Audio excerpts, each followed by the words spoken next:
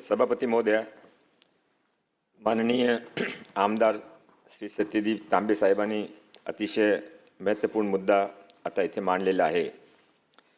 मुख्यमंत्री कार्य प्रशिक्षण योजना आपण फरवरी 2026 9/7/2024 ला सुरू केली होती।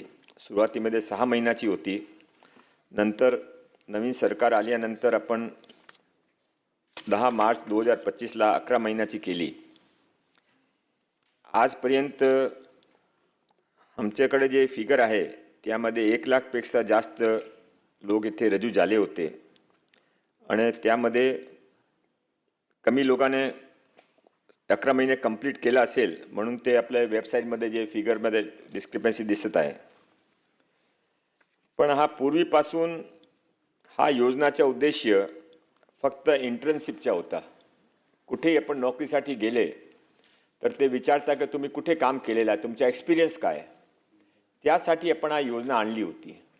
त्यामध्ये जे 17 नंबर 8च्या तांबे साहेबांनी उल्लेख केला ते सत्य आहे, पण त्याच्या मागचा उद्देश असा होता की ज्या कंपनीमध्ये त्याने काम केलं आहे, त्याने कंपनी आवडली, कंपनीने ते आवडले, तो कंपनीने लगेच प्रत्येक आज स्थिती अशी आहे की कोणी कंपनी कोणी बिझनेस असा नाही आहे की त्याने लोक हवा नाही, त्या सर्वांनी नवीन स्टाफ नवीन चांगले लोक हवा आहे।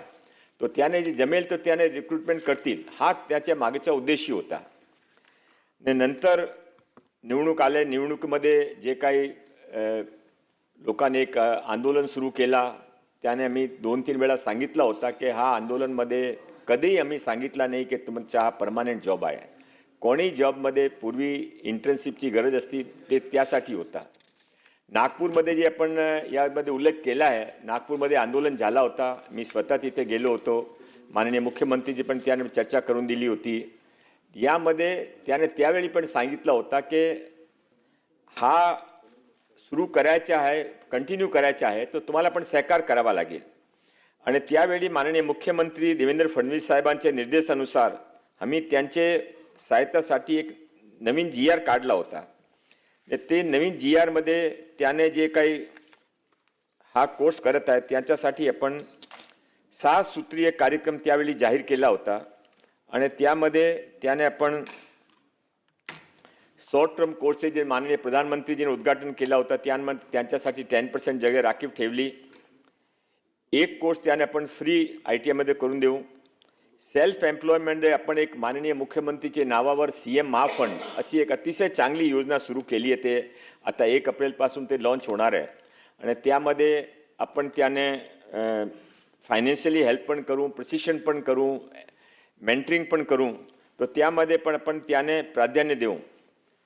त्याशिवाय आपण जे सांगितलं की आपल्याकडे एम्प्लॉयमेंट एक्सचेंज नाही आहे, एम्प्लॉयमेंट एक्सचेंज आहे, पण एम्प्लॉयमेंट एक्सचेंजने अजून स्ट्रॉंग करायचा आपण निर्णय घेतला आहे आणि त्याने मॅच मेकिंग पोर्टलप्रमाणे काम करायला लागू। ते जे उद्योगाने हवा आहे आणि जे आपल्याकडे स्टुडंट्स आहे त्यामध्ये मॅच मेकिंग करून त्याने कसा जॉब मिळू शकते त्यासाठी करू। प्रत्येक तालुक्यामध्ये पूर्वी आपण जिल्ह्यामध्ये करत होते, आता प्रत्येक तालुक्यामध्ये आपण रोजगार मेळावे निश्चित केलेले आहे।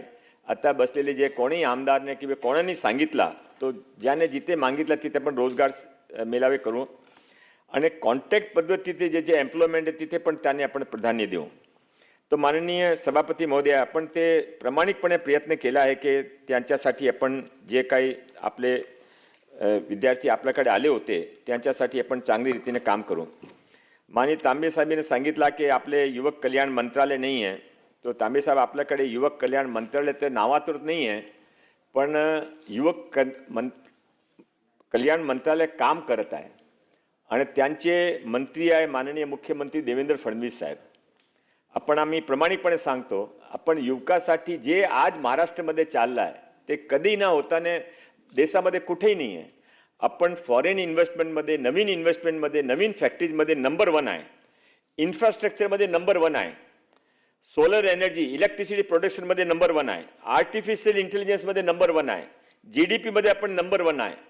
माननीय सभापती महोदय, हे जे सर्व महाराष्ट्र नंबर 1 चालला आहे त्याचा बेनिफिट सर्वात जास्त कोणाने होणार आहे, तो आपले युवक युवत्यांना होणार आहे। त्याच्यासाठी ते आता जे एक मिसिंग लिंक आहे आपल्याकडे मोठी संख्यामध्ये युवा उपलब्ध आहे, युवती उपलब्ध आहे, त्याने जॉब पाहिजे. मोठा इन्व्हेस्टमेंट आलेला, फॅक्टरी लागली आहे, बिझनेस आलेला आहे, त्याने मुलामुली पाहिजे.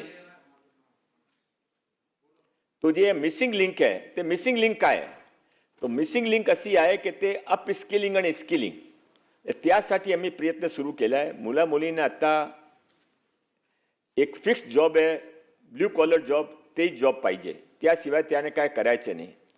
माननीय सभापती महोदय, स्किलिंगमध्ये इतका बेनिफिट आहे. एक प्लंबरने आपण 15,000 रुपये किंवा 25,000 रुपये देता. हे प्लंबरने थोडी अप स्किलिंग केली ने बिलो वॉटर प्लंबिंगचं काम शिकला, तो कमीत कमी त्याने 2 लाख रुपये मिळू शकता. तो माननीय सभापती महोदय, त्यासाठी आपण काम सुरू केलं आहे. ने युवा धोरणसाठी तर पण सांगितलं ऑलरेडी, आपण पण समितीमध्ये आहे. तो नवीन युवा धोरण समिती आपण सुरू केली आहे.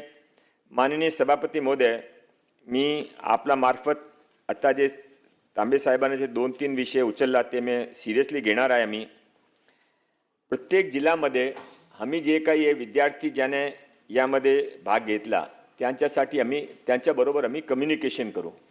ने कम्युनिकेशन करून त्याने काय अपस्किलिंग पाहिजे किंवा कुठे त्याने जॉब मिळू शकता, त्यासाठी आम्ही त्यांची हँड होल्डिंग करू. हा सरकार फक्त पॉलिटिकल स्टेटमेंटसाठी किंवा भाषणासाठी नाही आहे. तुम्ही बघू शकता की सरकारची कामाची गती फार तीव्र आहे. जे काही प्रॉब्लेम दिसेल आम्ही ते हेड ऑन फेस करतो आणि त्यांच्या सॉल्युशन कसं करायचं ते प्रयत्न करतो. आज जे काही आपण इथे सांगितलं आहे ते सर्व आपण पूर्ण करू.